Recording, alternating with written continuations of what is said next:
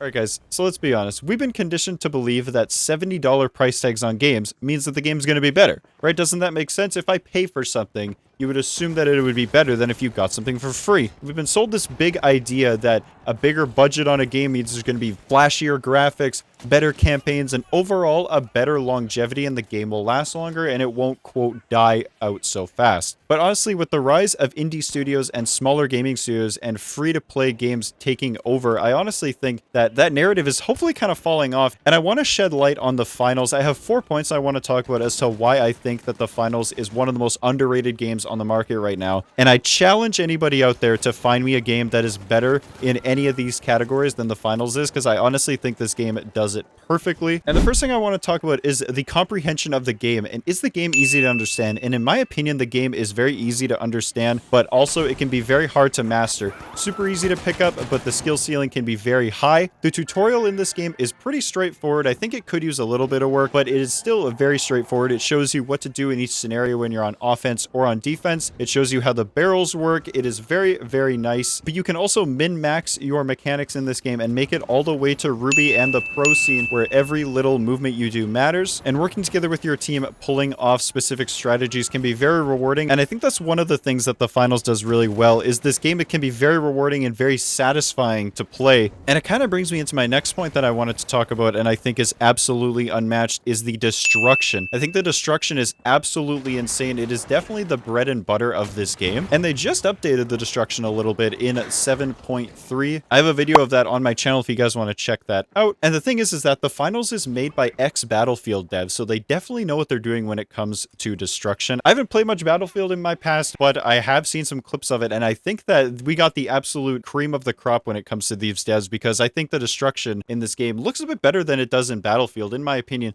That's just me. Let me know what you guys think on that. But circling back to what I was saying about how rewarding and how satisfying this game can be, just look at these clips here. The recoil in this game is very easy to control, but it's not so easy to the point that everybody is lasering everybody. You still have to put in that work and learn the recoil patterns. The movement in this game is very, very nice. Personally, in my opinion, I think the only game that can match the finals when it comes to movement is probably Splitgate 2. And there's so many gadgets in this game as well, so many combos that you can do, and it's so satisfying once you pull off a combo with your teammates, or maybe you use 2 or 3 of your gadgets to move the cash out into a certain spot or something like that. There is nothing more satisfying than outplaying your opponents in this game. Which kind of brings me into my last point. I think the community in the finals is absolutely amazing. In-game, in Discord, the pro scene, everybody seems super, super nice. When I run into people in-game when I'm solo queuing, which I do a lot of, people are always super nice, and the community in Discord is always popping. In the finals Discord, there's always people looking for games, trying to find other people to play with,